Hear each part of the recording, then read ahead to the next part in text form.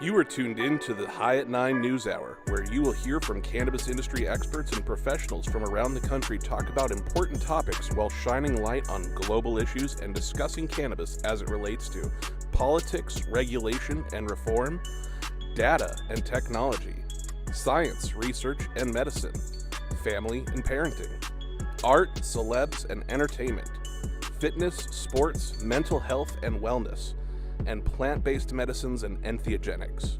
Together, we are building a stronger community fighting the stigma and creating change. With your hosts, Jason Beck, Rico Lamitte, and Nicole West, joined by special industry expert correspondents from around the country and daily antics brought to you by Cannabis. Coming to you live Monday through Friday at 9 a.m. Pacific Time. Thank you for getting high at 9 with us.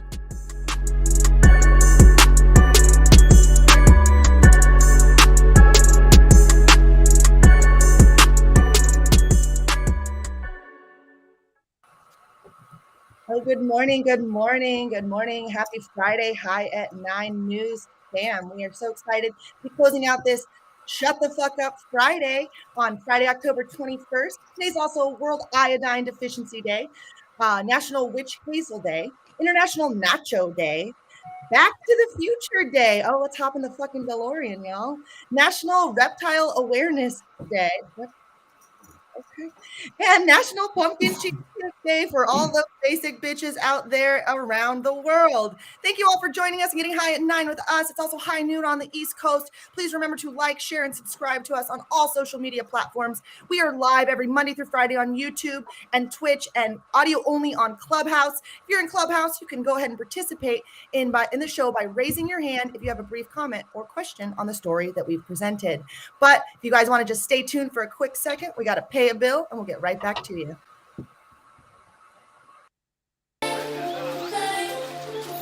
At True Classic OG, we live by one motto: stay true. We stay true to our legacy cut of True OG that's always fresh, piney, gassy, and delicious. We represent the spirit, hustle, and diversity of our great city of angels. And we stay true to the spirit of this plant, doing everything in-house to ensure that you get the highest quality and consistency with every batch. And that's what's made us LA's favorite OG. True Classic OG. Stay true, Los Angeles.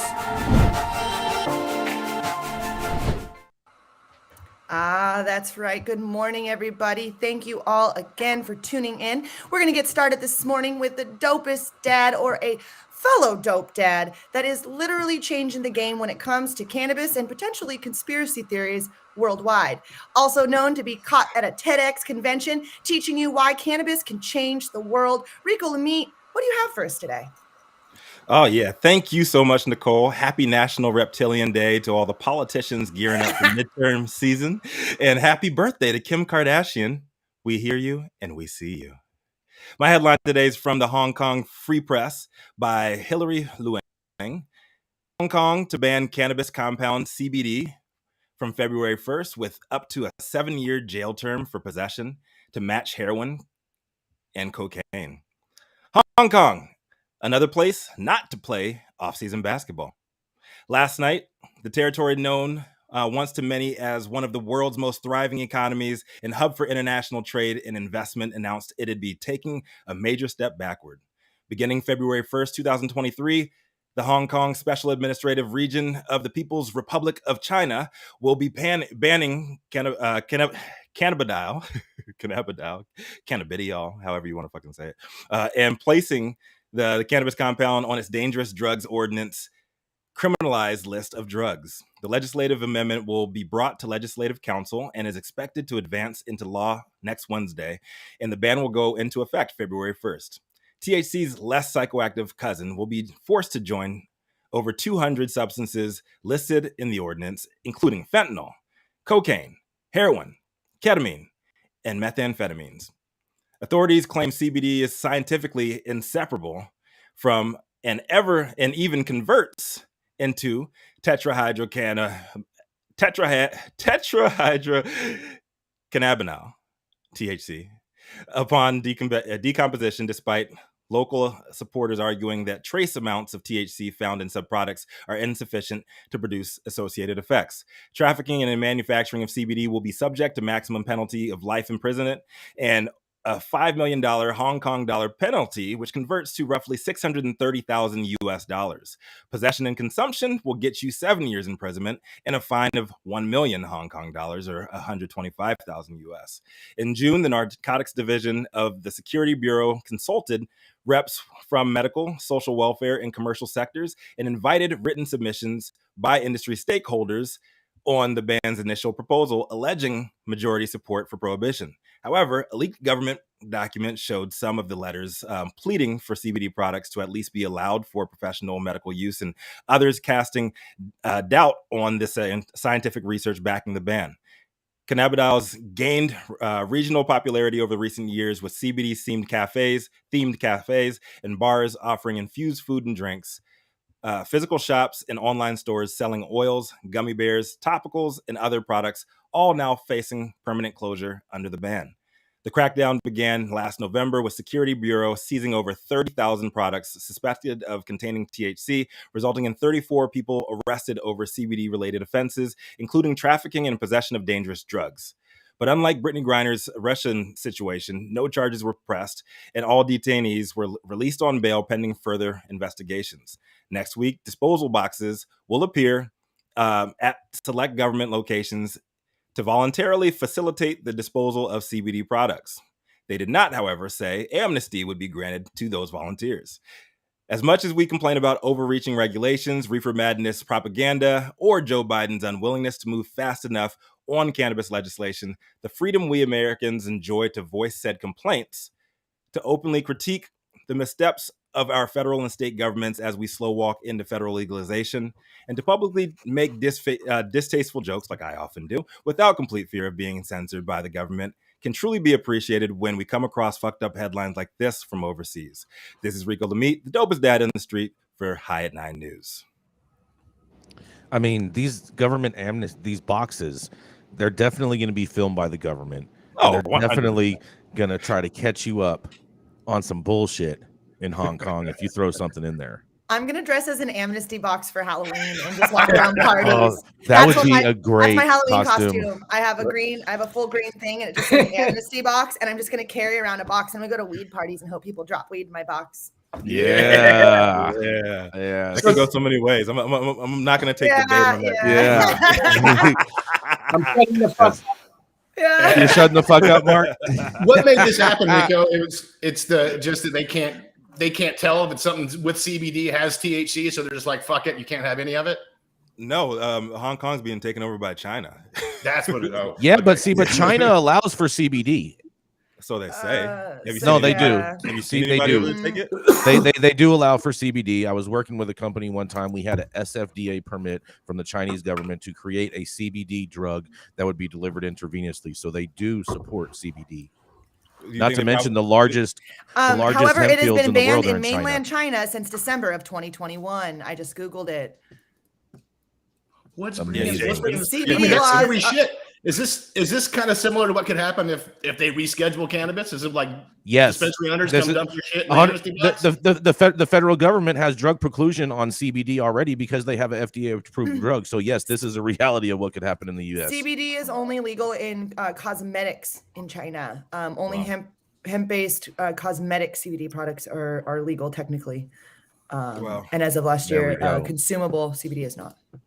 Yeah, and see what Joe Biden does about Hong Kong and Taiwan over there. It'll be interesting the next couple of years. Did they list a bunch of other of the cannabinoids that are kind of coming up in that, or was it just CBD? Like did HHC? Did they mention Delta 8? No, they just specifically said cannabidiol. So just CBD. And it's funny because CBD has been such an I say it's a gateway drug to enlightenment, because people are using CBD that are very against THC, there's a lot of people that have felt comfortable to try CBD. Like I've got a bunch of very conservative family members that have basically, I've been known as the drug dealer in the family for a long time. And my very conservative family members that literally call me the family drug dealer are now asking me at holiday parties and stuff about different CBD products and like what the best quality is. And so like CBD has turned me from being a dealer to a healer in my family, even though, you know, obviously it's the same fucking plant. Like I try really hard to not get like condescending on them about it, because I don't want to lose their focus and their kindness about it. But the CBD has opened so many doors to people accepting and allowing. And now with the CBD, there's so many ways that you can convert it. Right. And it's becoming so widely known how to convert it. How about like in the story, the Chinese government, or the Hong Kong government, which is pretty much the Chinese government right now. Yeah. They said that it decomposes. The longer you leave CBD out, it turns into THC. They're having the wrong conversation. The CBD is very good for sexual enhancement. Is it really? Absolutely. I have personal experience. Extrapolate, like an enhancement. Does it make it bigger? Does it make it stronger? Does it make it faster? All of it, I think. Well, all of what you said, because Rico, sorry. You know, there's a book called The CBD Bible by Dr. Danny Gordon. Mm-hmm. And I interviewed her long ago, and I got the book, and I looked at the chapters and saw sex and CBD and went right to that chapter. And it goes, it's better than Viagra, just all this other stuff. It was talking about it. Mm-hmm. It was right around the time where I stopped drinking, and I just loading up on THC and then CBD, like just really loading up on CBD. And it was truer than I could ever say. And then the true testament though was my wife. I finally got her, instead of ZzzQuil to help her go to sleep years ago, I got her on very low dose CBD THC ratio gummies, and she starts taking them, right? And we're married at this point. We're married like 15 years. It's like 5 years ago. And one night she's getting on me. The next night she's getting on me. And then the next night she goes, "What's going on?" I mean, because I've initiated, right? I have 15 years. I initiate whatever. Yeah. And I go, "I know what's going on. It's the CBD and the THC." He said, "Hey, baby, it's time to CBDs." So, you know, I mean, I did want to bust some science out and some data, as the data bitch normally will. THC or CBD actually does degrade at acidic levels, and acidic salt is acidic. So certain salinity levels, so like coastal places, will degrade CBD into delta 9 THC. Delta 9 THC has the lowest shelf stability of any of the tetrahydrocannabinol compounds. So it will likely fall out at delta 8, but it is not a false statement to say that CBD does degrade into THC at certain levels of salinity. When they're like compounds in like edibles and that kind of thing, it doesn't have the same air exposure to the chemical itself. But say, for instance, you had something that was an isolated product, like you had some isolate, CBD isolate, and it had air exposure, and the salinity in the air in a place, you know, was high enough, say like where I live in Long Beach, the salinity would be high enough to actually act as an acidic compound to convert over degradation time, 6 to 9 months. You could see some delta 8 as a part of that conversion. So if I had a whole bunch of CBD isolate in jars and I go out to the Pacific Ocean and bury them in a rock and take the cover off the jar, and I come back in 6 to 9 months, I will have THCA isolate. You could have some. You could have some. There's no guarantee on the conversion rate. That's the I have business in Texas. I've got a ton of fucking old products but it would be so much, 100 times easier if what you did is you took it all, you put it in citric acid, which is just a natural acid, an orange base, right? Like orange literally juice? Just extracted orange. Citric acid specifically, it has to be a certain concentration. You put it in citric acid and you evap that citric acid, you have delta 8. Wow. You heard it here first, y'all. You got Chemistry 101. You got some old CBDs lying around. Make sure you smoke them. Yeah, that's right. Smoking that shit might be THC by now. I can hear people opening up new D8 stores right now. I might be. They're like, I've got all these oranges in my backyard. Oh man, that was a fantastic story, Rico. Thank you so much for covering that. I definitely learned a lot. And I'm definitely not surprised in what is happening out there in Asia. But nonetheless, she's a cannabis business consultant, an industry veteran, a bullshit buster, and a self-proclaimed general overall data bitch, with boasting over 13 years in the regulated market, but with deep roots in the legacy industry as well. Deep roots so deep that she did some crime. She did some time for a cannabis crime. That's right, the white-collar criminal herself, Nicole West. I guess you got to do some crime to do some time, according to the government. So we'll accept that as my intro. Thank you so much for that lovely intro, Jason Beck. My headline today is actually coming out of the Cannabis Business Times, and we've been talking a lot lately about some organizations throughout the state of California, and this one is very interesting when the CCIA calls for oversight on Delta-8 THC and other cannabinoids. And I can't say that I'm surprised by this one bit. Unintentional loopholes for the 2018 Farm Bill have allowed intoxicating hemp-derived cannabinoids to create the Wild West of unregulated products, and the head of a major California cannabis trade group has claimed this week that it needs to be addressed.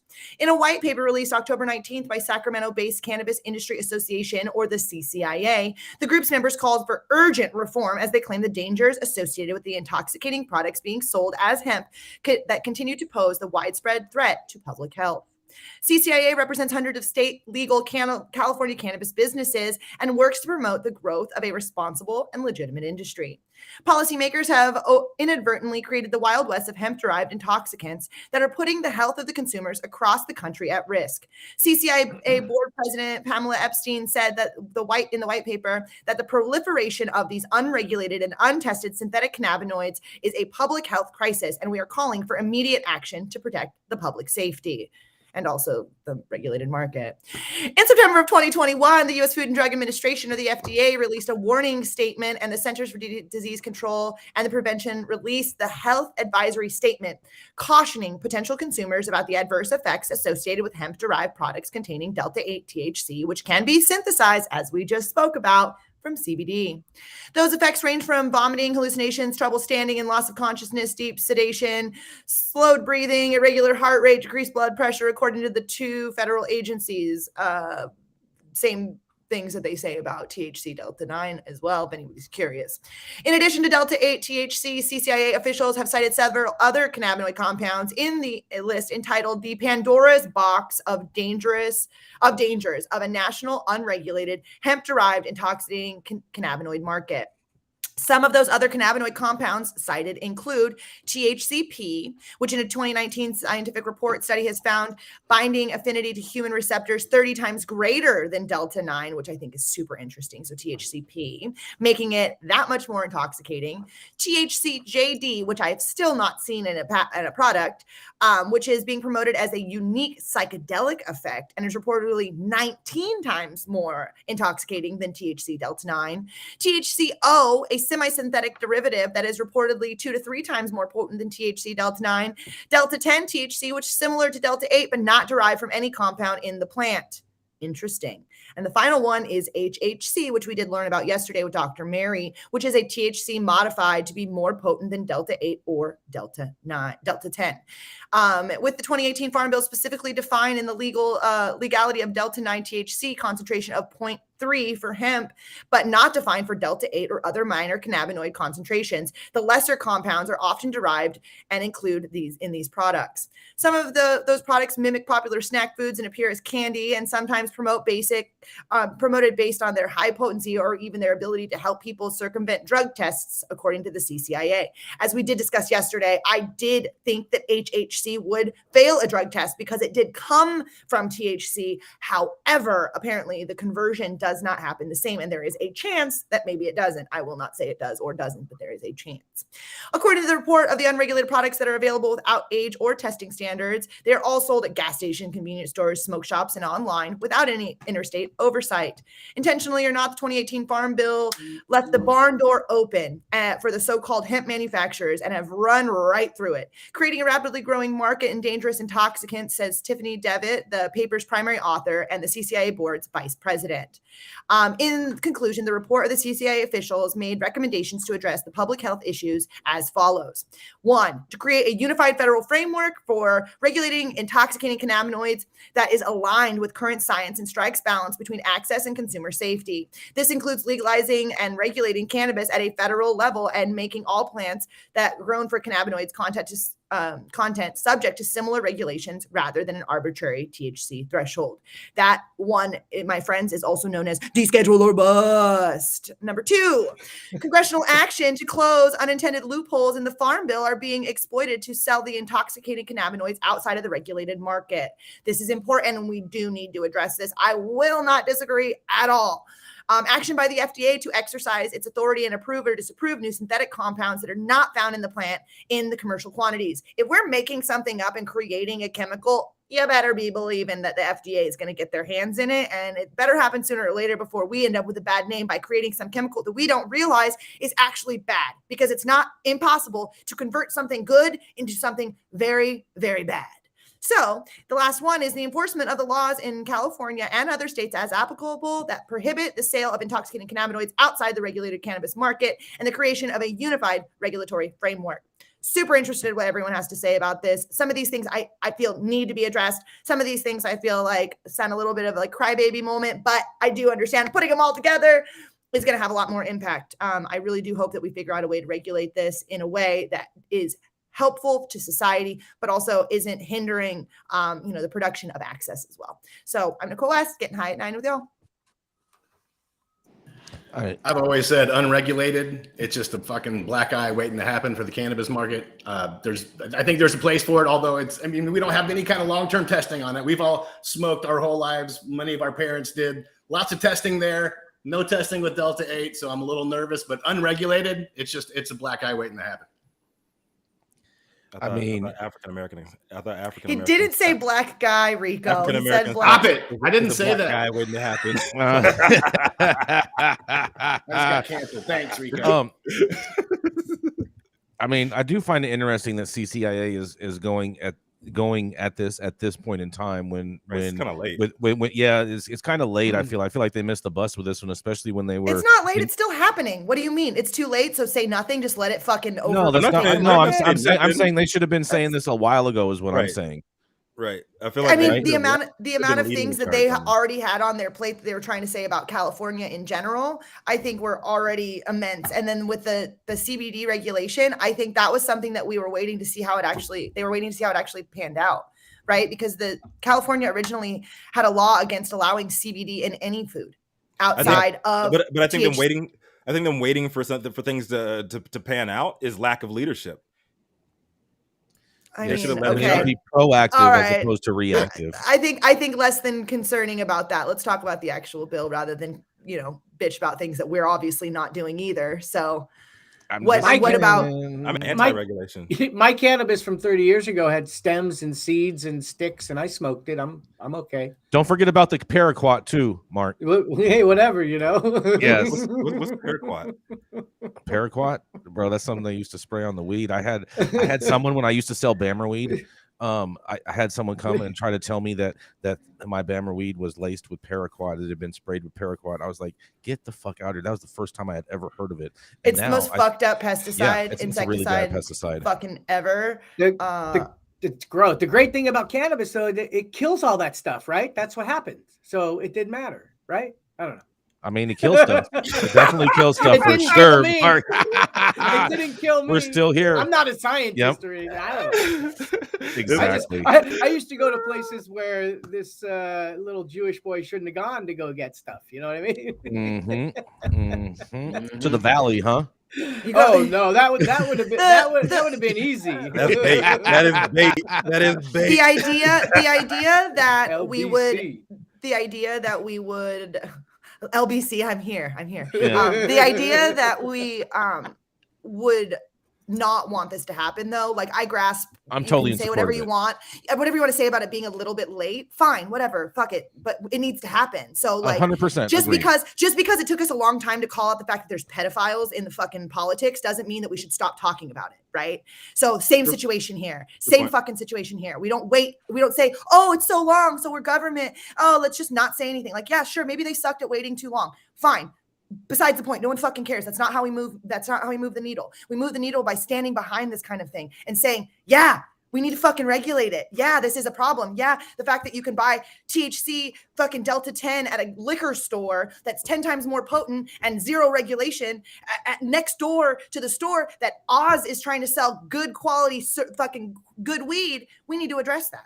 I agree with that. I never said that I wasn't against it. I was just saying. We spend so much time talking shit. I wish they would have done this a while ago. No one cares though. Let's make it happen now. We don't care because we want to rally behind our industry organizations. Let's do that. And our industry organizations need to be leading the charge on these initiatives. But it's happening now, so let's stand behind it. I already said I'm for this. I'm all in support of it. I just don't need to spend the time bitching about them being too late. Like it's not bitching. It's an opinion. Yeah, it's calling them out, like call them out, like hold them accountable. Next time they seek the initiative to lead the initiative for something, like say it early, man. This shit it's been out there for what, a year, 2 years? We've been talking. Have you ever written a white paper with a large organization? You know how long that takes to get approved. It does take a while. Pushed through. It does take. I would say it would take almost a year to push a white paper through. Okay, so they probably started last year. They had to release this white paper. This is literally a part of their entire movement, is that there's something behind it that they stand on. And that movement is that piece. They've been working on this white paper for probably over a year. It takes a long time to get that kind of thing out.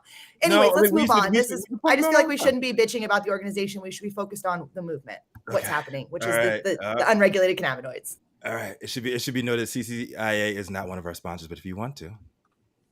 Jason Beck. He's the longest continuously operating retailer in the industry, also known in certain respective circles as Gucci Blanco, White Gucci, Kaiser Brose, the highest Republican. And if you're in West Hollywood considering cannabis tourism, you can also call him El Presidente. Coming up next, and always smoking on the best weed in the world, is Jason Beck. What do you got for us today, yes. Thank you so much, Rico. Hope everyone is having a fabulous Friday today, because I can tell you the person in my story is not. And as Nicole covered yesterday, the drama in Oklahoma, and I covered earlier in the week, there's some more drama coming out of Oklahoma, because an Oklahoma attorney who was formally appointed by Governor Stitt to help hospitals deal with a surge of COVID patients is now in legal trouble. Matt Stacy, 43, is facing a 13-count indictment from the state's multi-county grand jury. Court documents show Stacy, who is a lieutenant colonel in the Oklahoma National Guard, acted as an advisor to international drug trafficking organizations engaged in industrial-scale black market marijuana manufacturing and trafficking. Oklahoma Bureau of Narcotics agents also said Stacy is a, in quotes, registered agent for approximately 310 LLCs that have received or attempted to obtain licenses to commercially grow and sell medical marijuana. Drug agents said Stacy would help out-of-state clients illegally jump into the business here by paying an Oklahoma to partner as a, in quotes, ghost owner. That's a way of getting around the state's law requiring an Oklahoma resident to own 75% of a grow operation. Court documents show one out-of-state grower paid Stacy $60,000 for this service. That was a lot of these, the constituents say, said Mark Woodward with the OBN.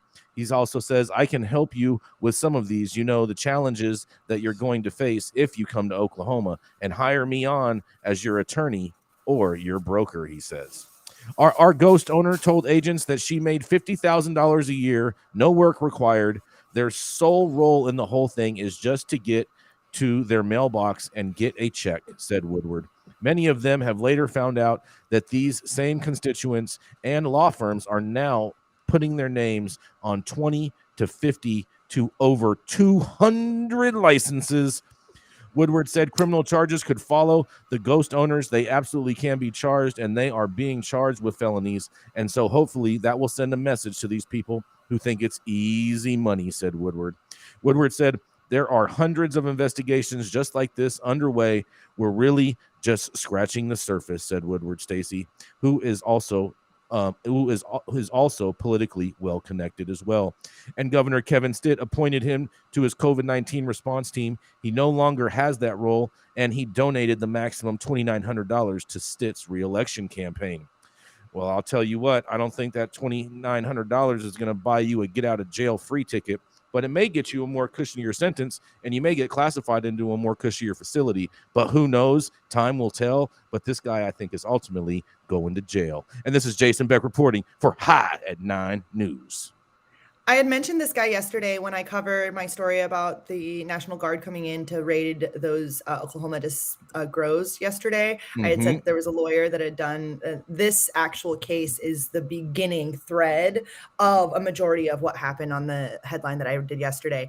Of those 300 on his list, almost all of the ones that were received the raid documentation or the warrants for searches last week were all his clients. Yes. Almost all his clients. 310. This dude was wilding out hard, bro. He was getting it, bro.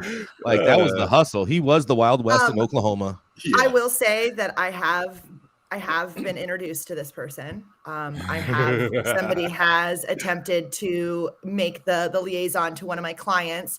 And that was the moment really that I realized that Oklahoma was a shit show and that there was no reason. I had a very similar interaction in Arkansas. Very similar, good old boy bullshit happening on the back end. I feel like any of these guys like doing this kind of shit, it's just going to continue to happen until we have federal legalization or some kind of blanket. I mean, it'll still happen with federal legalization too. It'll just be a little state to state. It'll be more expensive. Yeah, it'll be more well, expensive. The attorney's very good at leaving a paper trail on himself. So right. Oh my God, so bad. No, it'll happen. There's definitely still people like when I worked in tobacco that were kind of finding ways around certain tobacco regulations. And like the tobacco industry is, since regulation, 70 years old, right? And people are still finding ways around different types of tobacco sales and stamps and tax and in the regulated market. So it's like they'll find a way. It'll be so much harder and so much more expensive. So more expensive.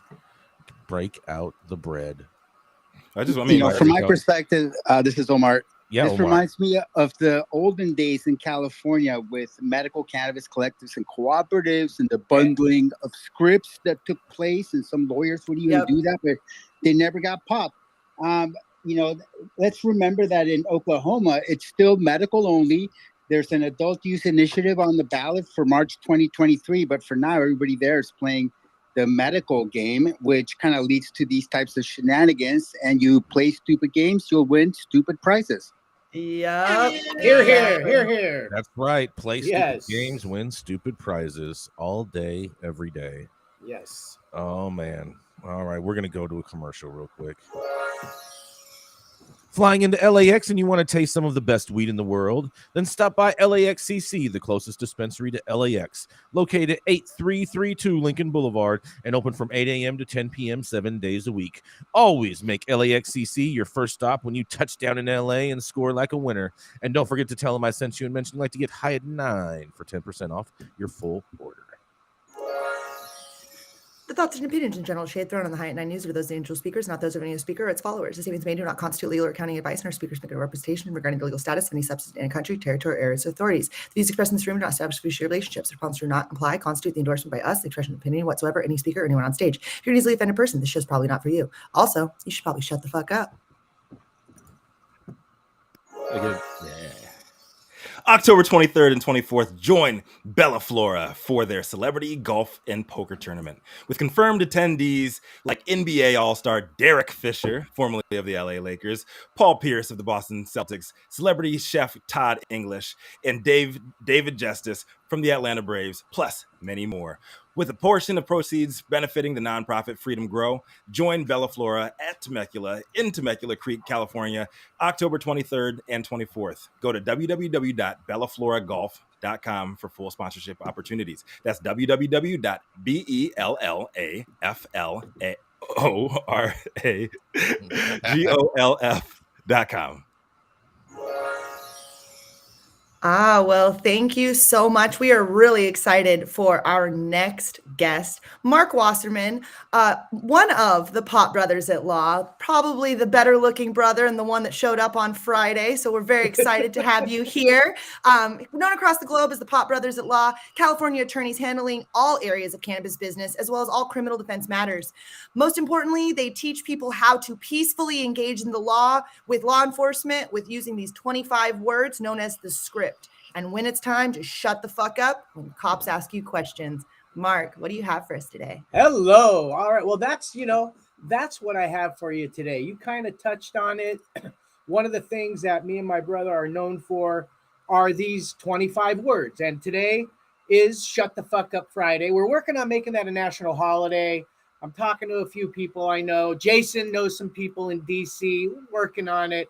But it's important because this is the day of the week when we really want to encourage people to do what I call the daily script review. Now, in order to do that, you must know the 25 words. And so every Friday we have something called the script challenge, which we're going to do after I go through the 25 words, which are based in law, legal theory, case law. And we didn't just pull it out of our ass one day. Me and my brother worked on honing down the easiest, simplest way to peacefully engage with law enforcement and still maintain all of your rights, remedies, and defenses for court afterwards if you get busted, especially on bullshit, and to bring civil charges. So this is important. First, you start with, why did you pull me over?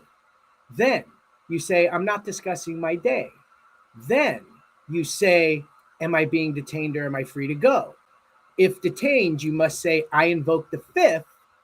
And then no matter what the cop does, says, tries to scare you, pulls his gun, intimidate, all the shit that they do, which is designed to get you to talk in some way, shape, or form, you simply shut the fuck up. Now we have copyrighted and trademarked the script and Shut the Fuck Up and Shut the Fuck Up Friday and am I being detained or am I free to go? And everything that comes out of my mouth about your rights and invoking the fifth, we have protected our intellectual property from other attorneys as it's for legal services, but it's very important to get this message out.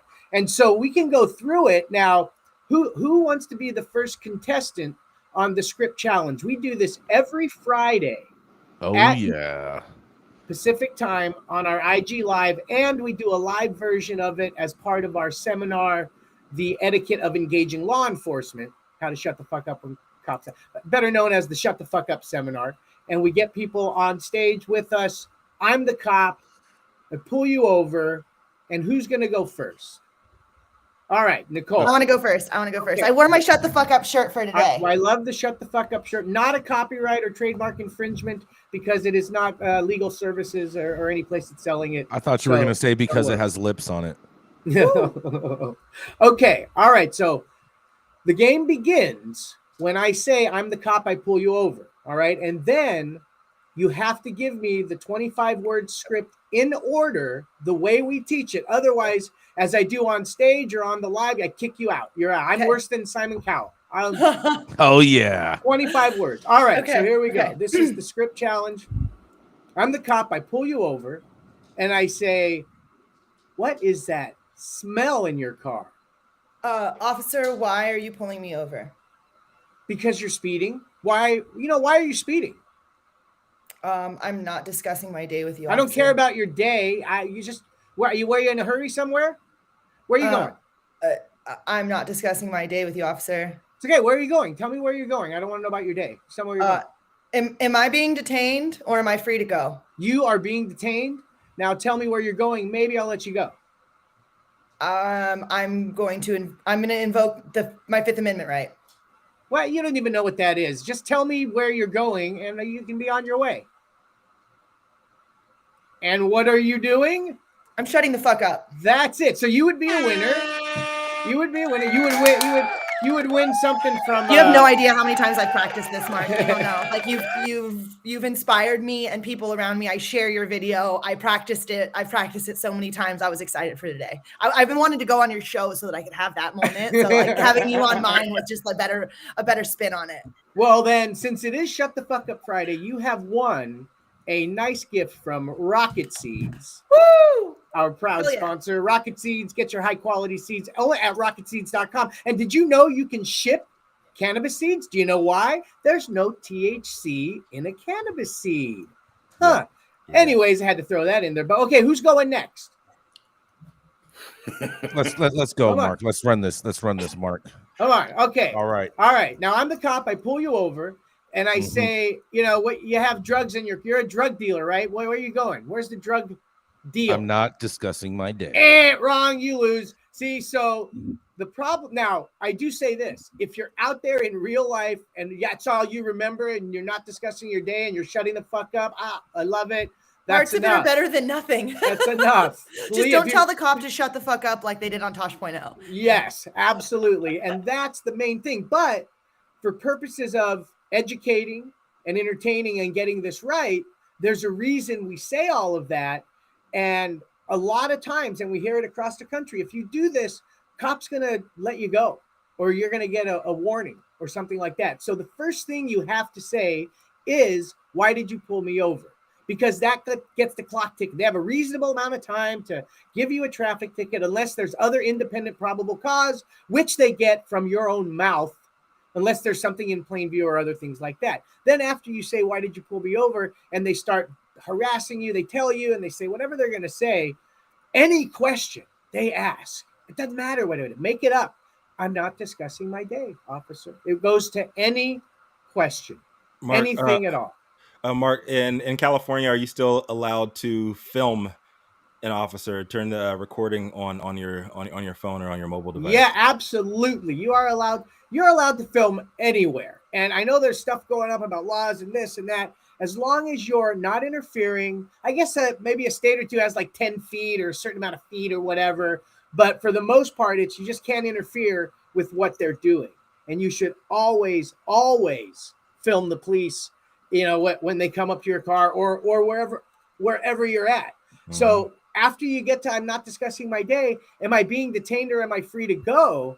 That now gives the cop the decision to make. And now at this point, he understands, your rights. And this is really where you're figuring out what kind of cop you have.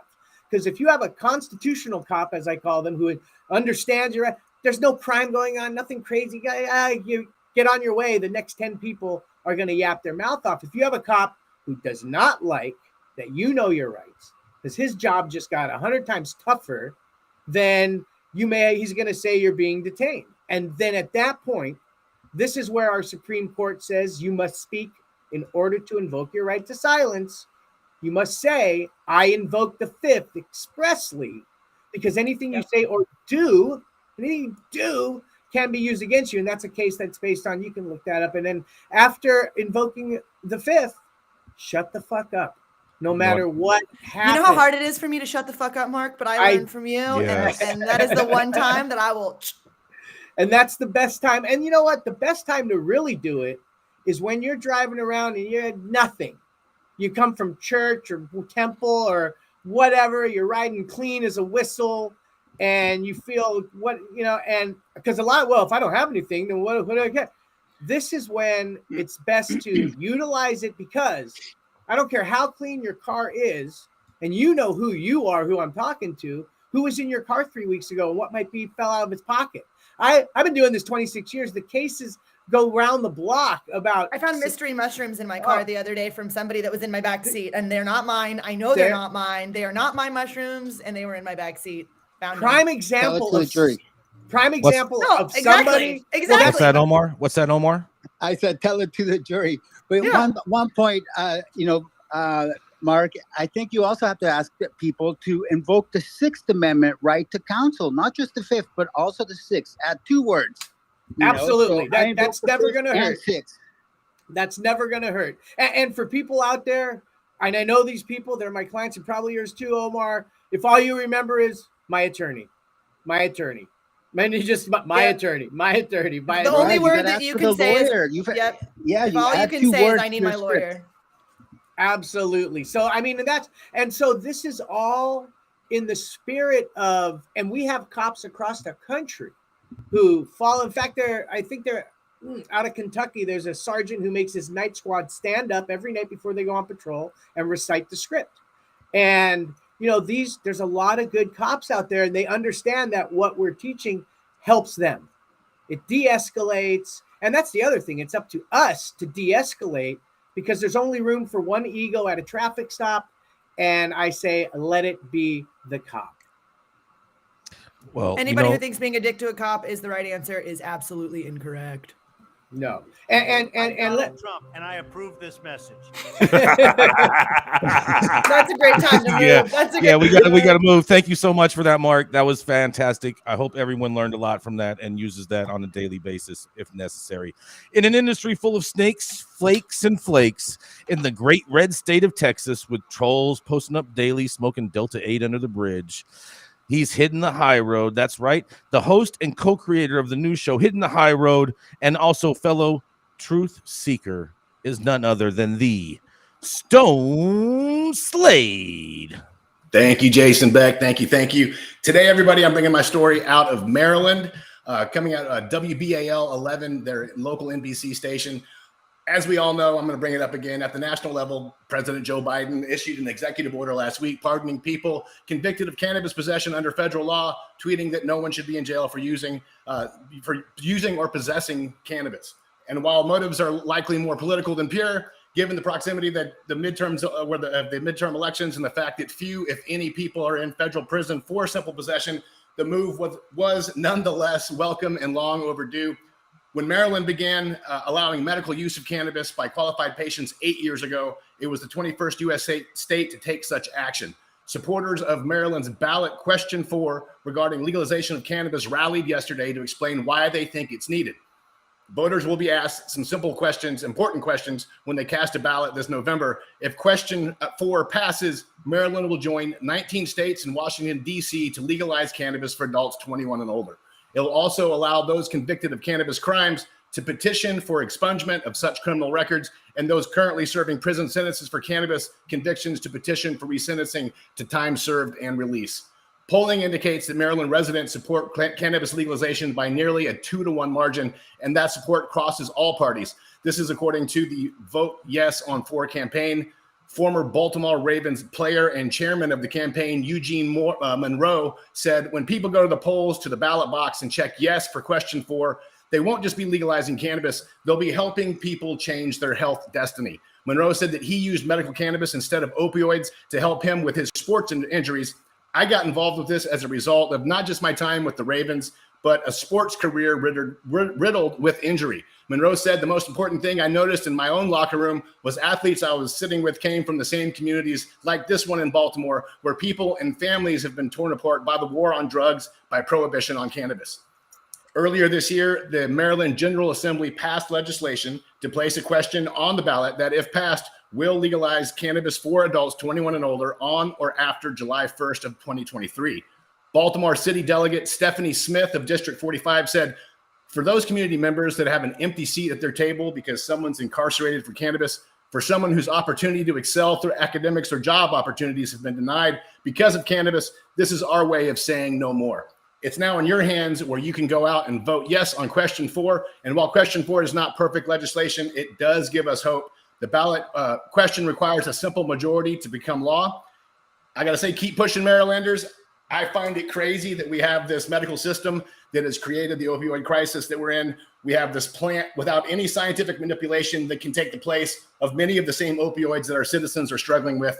Yet so many lawmakers, especially like states here in Texas, like Texas here, want to pretend like it's a gateway drug, and we need more research when all those other scientifically researched and created medications are actually killing people through addiction, especially when we have research that actually suggests cannabis, long labeled the gateway drug, actually steers some users away from more dangerous alternatives such as fentanyl and opiates.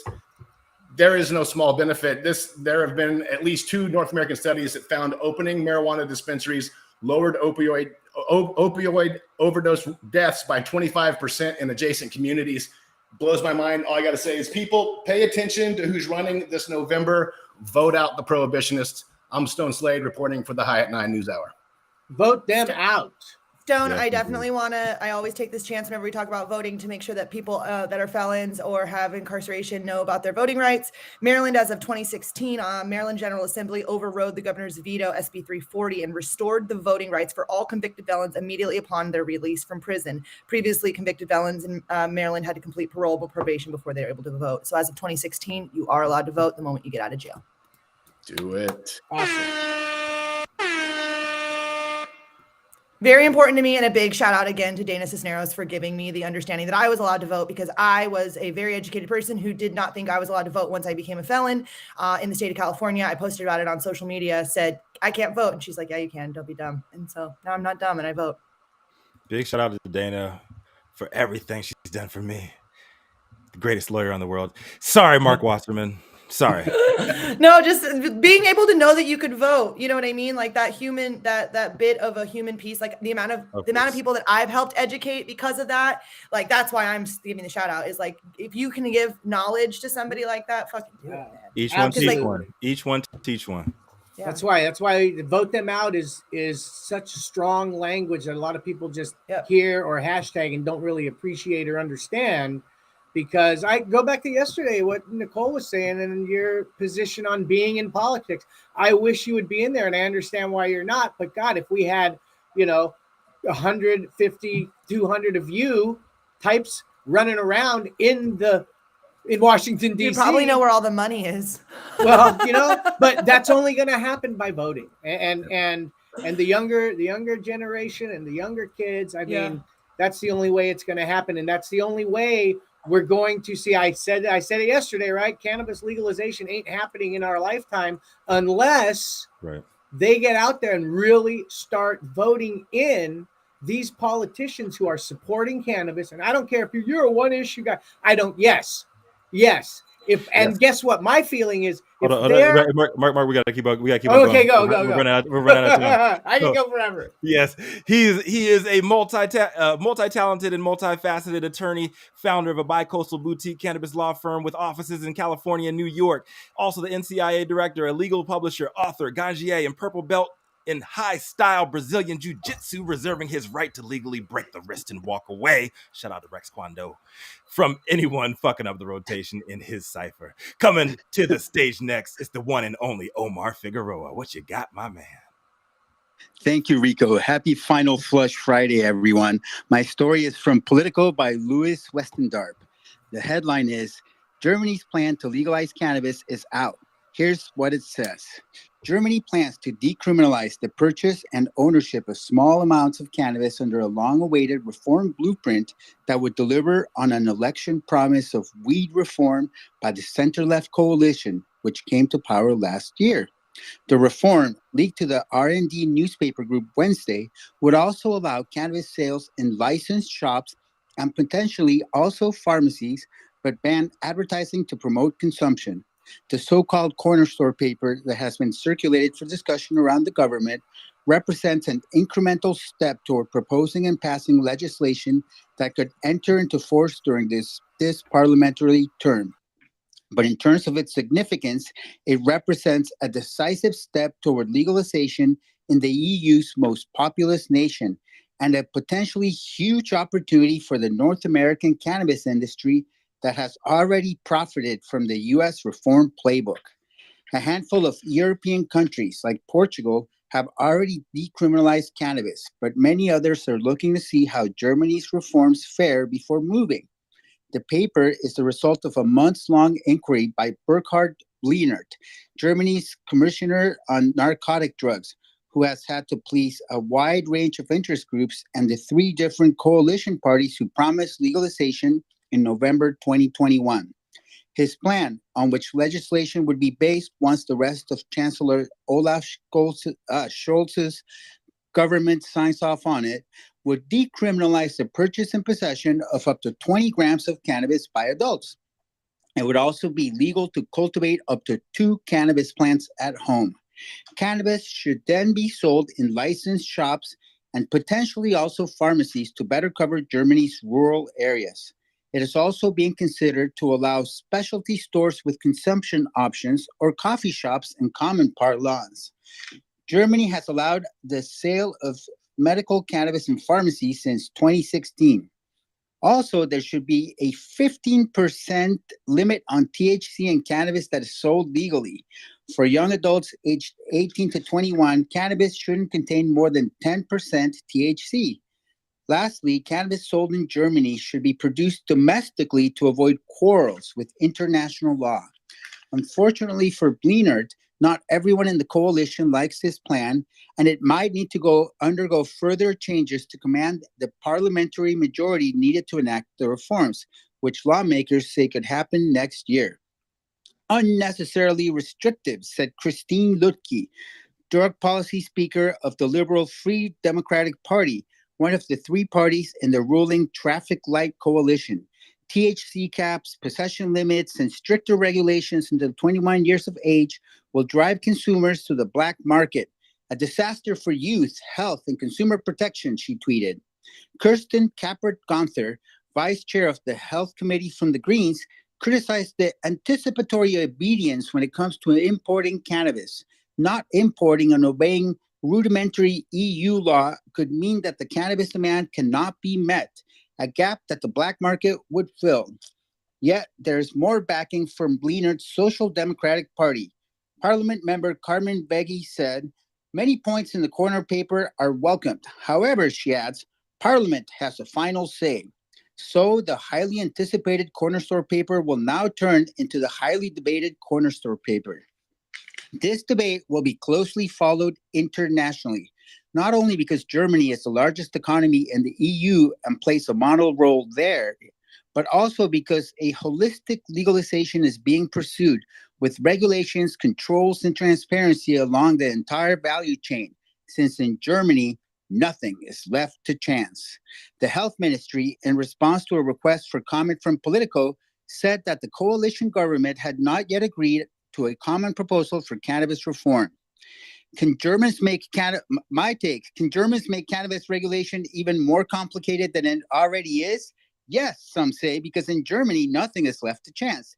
Yet, if nothing is left to chance, why go for incremental decriminalization paired with comprehensive regulations, which will ensure a thriving illicit market, which leaves everything to chance? I do hope that stronger winds of freedom blow in the German parliament. Even if the Bundestag gets on board, the real question, as I recently learned from a German colleague at a continuing legal education seminar, is whether the Bundesrat, the so-called upper house of parliament, will go along. It's far more conservative than the Bundestag, the lower legislative chamber of the Federal Republic of Germany. Fingers crossed. The headline is Germany's plan to legalize cannabis is out. Here's what it says. This is Omar Figueroa, lawyer, publisher, and Ganjier instructor, reporting from Sonoma County for High at 9, high noon Eastern. Omar, I am so sorry that we are not going to be able to get any comments in on you, but you were literally the best storyteller in the world. So I feel like everyone understands exactly what just happened. And I'm really bummed for Germany that they are not making the moves forward that we were hopeful that they were. So we're going to go ahead and hop to our next correspondent, landing the plane today on this beautiful Friday, Dr. Jean Talleyrand. He is a real industry OG with a proven track record representing the people with the utmost compassion, and also the founder of Medican and the co-founder of the nonprofit cannabis research organization, CESC. Medican is the first place I ever got my med card. Thank you, Dr. Jean Talleyrand. What do you have for us? You're welcome, Nicole. Thank you. Good morning, everyone from San Francisco. My headline is from Marijuana Moment by Kyle Yeager. White House drug czar says marijuana clearly has medical value and scheduling review must follow science. This news may shock those of you who recall the Say No to Drugs campaigns of the 1980s. The director of the Office of National Drug Control Policy, otherwise known as the drug czar, evaluates, coordinates, and oversees both international and domestic anti-drug policies. Basically, the drug czar comes up with the plan on how to keep people from using illegal drugs. The office was first created by Congress through the Bipartisan Anti-Drug Abuse Act of 1988 and signed by Ronald Reagan. Since inception, illegal drug use has declined in the United States, particularly among youth. However, it's uncertain whether the drug czar had anything to do with the decline. Some of the practices of the office have been controversial. For example, the drug czar paid television shows like ER, Beverly Hills 90210, Chicago Hope, and The Drew Carey Show to put anti-drug messages in their scripts. At the time, Normal complained, and in 2000, the FCC ruled that networks had to identify that the office was sponsoring their shows. The drug czar has generally been an enemy of legalized cannabis. By law, the office must oppose any attempts to legalize the use of any Schedule I drug. So when Biden did mass pardons and said that cannabis scheduling must be looked at, it threw a curveball into the drug czar's directive. Previous drug czars have been politicians, lawyers, and even a retired army general. Dr. Rahul Gupta, the current drug czar, is the first physician to hold the position. Dr. Gupta has an interesting pro-cannabis past. As West Virginia's health commissioner, he worked to implement a medical cannabis program. He also provided consulting services to a cannabis company before joining the administration. In an interview with NPR, he said, "It's really important for us to look at how many people have been serving sentences and have been impacted for nonviolent drug crimes, emphasizing that Black people are significantly more likely to be arrested over cannabis than white people. Based on his background, it's unlikely that cannabis will be one of the drug czar's targets for future anti-drug messaging." However, when asked about scheduling, Dr. Gupta was non-committal. What I suggest is that we let the science take its path and its course and have the decision made by the experts, he says. And when questioned about the lack of research, he replies, "We do know that today we have more research than we had just simply 10 years ago.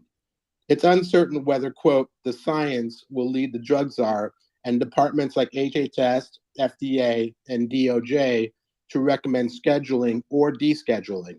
However, it's certain that we have come a long way from the days where the Office of National Drug Control Policy sponsors networks to write anti-cannabis propaganda into their television shows. What do you think of this drug czar? And what do you think the science will lead us to, descheduling or rescheduling?" This is Dr. Sean Talleyrand for High at 9 News. Rico says we're going to bust. Oh man. Well, I will say, I'm really shook. They're going really hard on that medical language, and Big Pharma's just waiting in the wings. Yeah. Yep, that's why we It's have terrifying. to deschedule. Any form of rescheduling will have dire consequences for the industry. And I feel like we need to have like the energy directed at that. Like, I feel like a lot of us have been so beaten down, and it sucks. You know, we've been so beaten down by like not getting the change that we think that we're going to get, that a lot of people have kind of taken a bit of a defeatist, like, it's never going to happen. We're never going to federally legalize. Fucking Mark, like literally one of my criminal defense mentors over here is like beating me down every day. Like, it's never going to happen, Nicole. And I'm like, I believe no. I like to look at it this. But we gotta push for it. I hope. Exactly. But we have to push for it, though. You know what I mean? Not just I hope. am. Yes. Every day that we don't I am. have federal legalization is a day closer to us having federal legalization. And if you look at it like that, also a day you can closer to put death. on your happy face. Yeah. What's first, Oh, death, yes. taxes, or federal legalization? Oh man, Fuck. as long Taxes as for sure will come first. It depends on what neighborhood you're living in. As long And who touche. taxes you? Yeah. Touche. But I feel like thank you taxes always come first. Thank you for that, Dr. Talleyrand. Thank you, everybody. Thank you for getting high at 9 with us Monday through Friday at 9 a.m. Pacific and high noon on the East Coast. Big shout out to our audience, our supporters. Thank you all so much for tuning in daily and listening to the insanity that is the developing cannabis industry, which we cover in depth for you because we love to.